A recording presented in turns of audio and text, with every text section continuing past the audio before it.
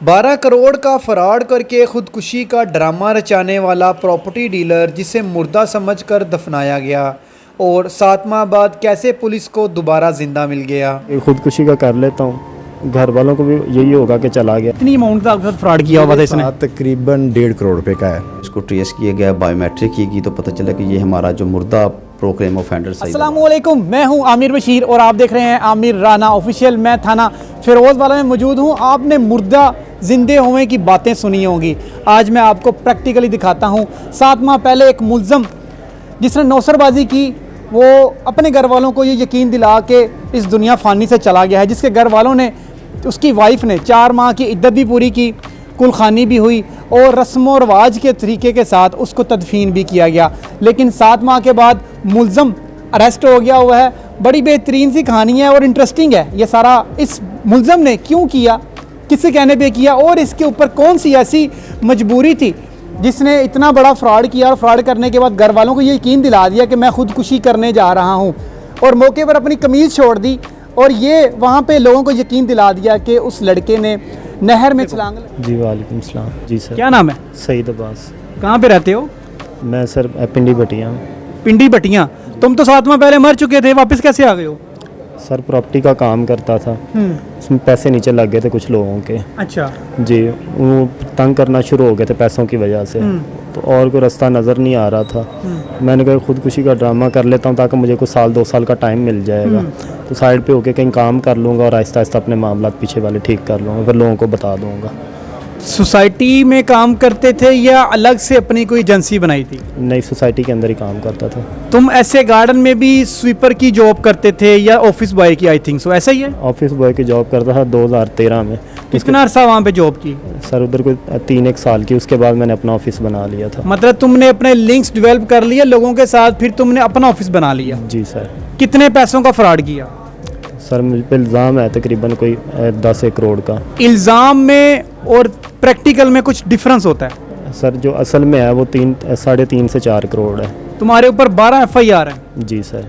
420 की, 499F की और मुख्तलिफ हैं, ऐसा ही है? जी सर। पैसा कहाँ गया? सर वो कारोबार में नीचे फंस गया था, प्रॉपर्टी के लेन देन में नीचे लग गया था पैसा, कोई रास्ता नज़र नहीं आ रहा था, जिसकी वजह से मैंने ये काम किया। जहन में क्या ख्याल आया, मैं कैसे घर वालों को यकीन दिलवाऊंगा और क्या स्टेप लूँगा, वो सारा कुछ बताओ। यही था कि खुदकुशी का कर लेता हूँ, घर वालों को भी यही होगा कि चला गया और मेरे पास टाइम होगा, पीछे से मुझे को तंग नहीं करेगा, और मैं किसी और सोसाइटी में काम करके तो आहिस्ता आहिस्ता घर वालों को भी बता दूंगा और बाकी मामला भी ठीक कर लूँगा। खुदकुशी करने के लिए किस जगह पे गए? दरिया चनाब पे सर। तो क्या किया वहाँ पे जाके? वहाँ पे जाके गाड़ी खड़ी की सर, वीडियो बनाई अपनी खुदकुशी की कि मैं खुदकुशी करने लगा, मैंने इस तरह लोगों के पैसे देने हैं, तो अब मेरे पास और कोई रास्ता नहीं है। उसके बाद सर उधर मैंने वीडियो बनाई, मोबाइल गाड़ी में रखा और कमीज़ मैंने उधर रखी अपनी दरिया पे। उसके बाद मैं कराची चला गया सर। वहाँ पे क्या करते रहे हो? वहाँ पे कुछ भी नहीं सर, कोई 1.5-2 माह रहा हूँ। उसके बाद मैं वापस आ गया था मुल्तान, उधर एक सोसाइटी DHA मुल्तान, उधर काम करने की मैंने कोशिश की, लेकिन बाद में एक लड़के से मेरा रब्ता हुआ, उसने कहा पुलिस को और कुछ लोगों को तुम्हारा पता चल गया कि तुम उधर हो। फिर मैं वहाँ से लाहौर आ गया सर, बाटापुर में। इधर भी एक सोसाइटी है बिस्मिल्लाह सोसाइटी, उस बाटापुर के साथ ही उधर करने लगा।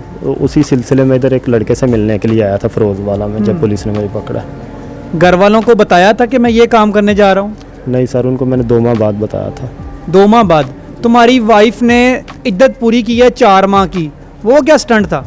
नहीं सर, वो 2 माह बाद जब मैंने उनको बता दिया, उसके बाद ससुराल वालों ने मिलकर डिवोर्स ले ली मेरे से। एक डिवोर्स ले लिया? हाँ जी। तो कितने बच्चे हैं तुम्हारे? एक बेटी है मेरी सर। सिर्फ एक बेटी है? शर्म महसूस हुई अपनी हरकत पे जो तूने किया? हाँ जी सर। लालच किस चीज़ की आ गई थी? 3.5 करोड़ रुपए कैसे पैसे फंस सकते हैं मार्केट के अंदर? ऐसा हो नहीं सकता। नहीं सर, फाइलों का लेन देन था, वो सारा रिकॉर्ड भी पड़ा हुआ है मेरे पास। गाड़ियाँ शाड़ियाँ तुमने ली या होना यार? नहीं सर, मेरी हमारे पास वीडियो भी आ गई है तुम्हारी। हाँ जी सर, कोई मसला नहीं। मेरी अपनी वाइफ थी और बेटी थी, और यहाँ ऑफिस में वो लड़की थी जो जॉब करती थी। उसको भी साथ लेके जाया करते थे? नहीं सर, काम के लिए वो रखी हुई थी।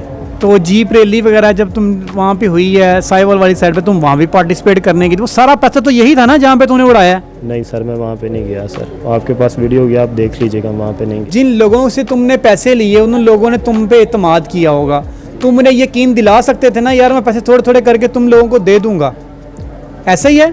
जी सर, मुझे यही करना चाहिए था। मुझे चाहिए था कि मैं उनको बुलाता, बुला के मार्केट में उनसे बात करता, किसी बड़े को बिठा के, किसी सीनियर को, कि मैं इस तरह पैसों के नीचे लग गया हूँ, तो मुझे टाइम दे दें ताकि मैं टाइम के साथ साथ काम तो मेरा चल ही रहा है, मैं आहिस्ता आहिस्ता तुम लोगों को पैसे वापस कर दूँगा। 2 माह बाद ही मैंने रब्ता किया था। अब्बू की हालत काफ़ी ख़राब थी मेरी वजह से, अब्बू की, अम्मी की, वाइफ की, काफ़ी ज़्यादा टेंशन में थे वो। क्योंकि वो घर आ रहे होंगे लोग पैसे लेने के लिए। नहीं सर, पैसों में वैसे उनको मेरी होश नहीं आ रही थी कि हमारा बेटा इस तरह क्यों चला गया, क्या हुआ, क्या इसको, उनको किसी बात का पता नहीं था असल में। तो बाद में फिर उनको पता चलना हुआ था कि इस तरह पैसों के नीचे लग गया तो था। वो जो गाड़ी वगैरह थी वो किधर गई सारी? सर एक ही गाड़ी से मेरे पास किया स्पोर्टी सर। तो वो किधर है?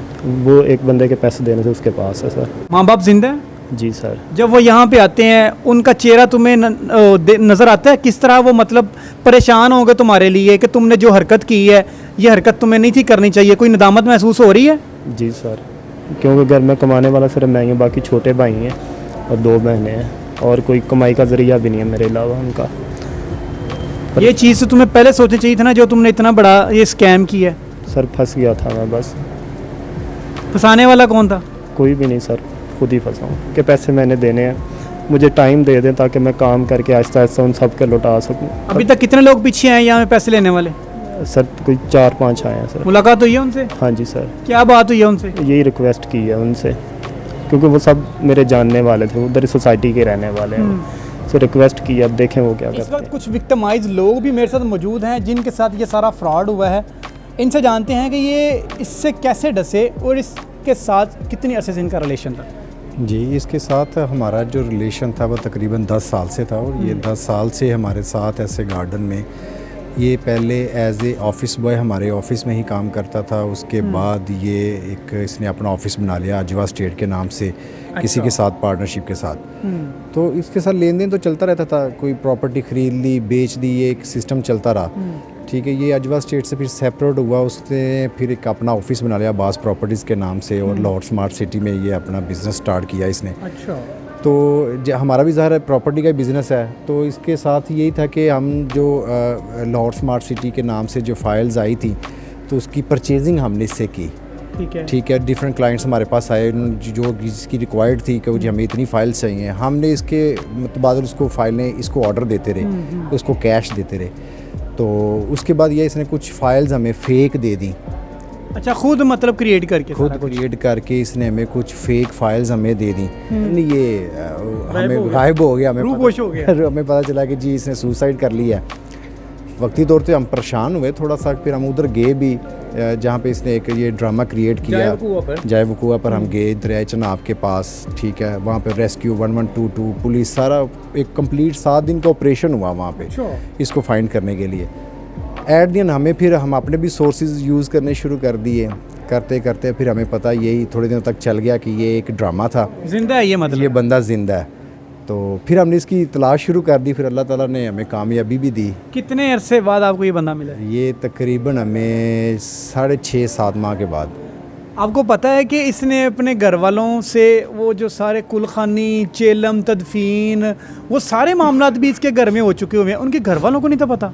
नहीं, उसके घर वालों को इसने तकरीबन थोड़े दिनों के बाद पता था, मेरे ख्याल से कि ऑलरेडी ये सबको ही पता था। प्री प्लान था, ये प्री प्लान था।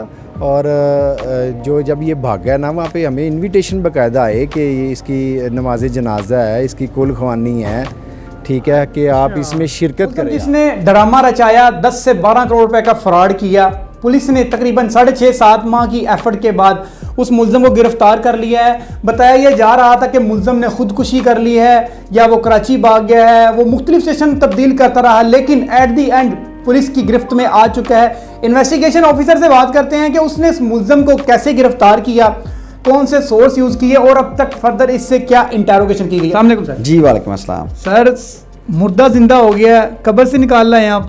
जी, मुर्दा तो कोई भी ज़िंदा नहीं कर सकता, ये रूपोश हो गया था और इसने पूरा ड्रामा प्ले किया था अपनी सुसाइड का। पहले वीडियो मैसेज में वायरल किया कि मैं खुदकुशी कर रहा हूँ। तकरीबन इसने मिलियंस में फ्रॉड किया हुआ था।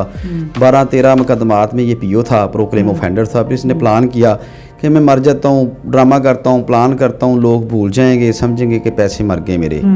तो इसने वो दरिया में छलांग लगा दी। ऑपरेशन हुआ, इसका रेस्क्यू वालों ने ऑपरेशन किया, इसके घर वालों ने इसको दफनाया शफनाया, जनाजा हुआ, कुल हुए, साता हुआ, 40वां हुआ, बीवी ने इद्दत काटी। तो एक दो मुदई थे उस DPO साहब शेखुपुरा फैसल मुख्तार साहब के पास गए, उन्होंने कहा जी हमें ड्रामा खदमात है उसमें PO है, तो काइंडली इस पर ज़रा जो है ना वो टीमें तश्कील दें, हमारी हेल्प करें। वो सर्विलेंस किया गया, मुख्तलिफ ज़राए इस्तेमाल किए गए, तो ये अपने हलिया शलिया चेंज करके सारी चीज़ें छोड़ चुका था, सोशल मीडिया, मैसेंजर, हर चीज़। बेसिकली इसने लग्जरियस लाइफ गुजारी हुई थी, तो अब ये एक कसम पुरसी की हालत में चकूक रोड की तरफ रह रहा था, तो इसको मुख्तलिफ तरीके इस्तेमाल करके फिर इसको ट्रेस किया गया, बायोमेट्रिक की गई, तो पता चला कि ये हमारा जो मुर्दा प्रोक्लेम ऑफेंडर सईद अब्बास है। सर आप बता रहे हैं कि जी इसकी तदफीन की गई, जबकि इसने खुदकुशी की ही नहीं, तो तदफीन किसकी की गई? इन तो इसके भाई इलाके में की है उन्होंने, कोई लावारस उनको जो भी नहर से मिली लाश, उनको ये हमारा ही बेटा है, तो उन्होंने उसको दफना मतलब रेस्क्यू ऑपरेशन के दौरान कोई डेड बॉडी मिली होंगी तो वो, हाँ ये पिंडी भट्टियाँ का वाक़या है, पिंडी भट्टियाँ ही इसकी बाई गाँव है, उधर ही घर है, तो उधर ही उसको दफना दिया गया और इसकी सिर्फ बीवी को और वालदा को पता था। बिल्कुल ये मिशन भी है और इस किस्म के लोगों को गिरफ्तार करना जो कि पुलिस का अवलीन फरीज़ा भी होता है कि इन लोगों को कैफरे किरदार तक पहुँचाया जाए, क्योंकि ये वो वाले लोग हैं जिसकी वजह से पूरी सोसाइटी हमारी डैमेज हो रही है। एट दी एंड 7 माह की एफर्ट के बाद पुलिस ने उसे गिरफ्तार कर लिया है और ये उम्मीद की जा रही है कि उनसे इंशाल्लाह रिकवरी भी की जाएगी। इसी के साथ अपने मेज़बान आमिर को इजाज़त दें, मिलते हैं एक नई और अच्छी स्टोरी के साथ, तब तक अल्लाह हाफ़िज़।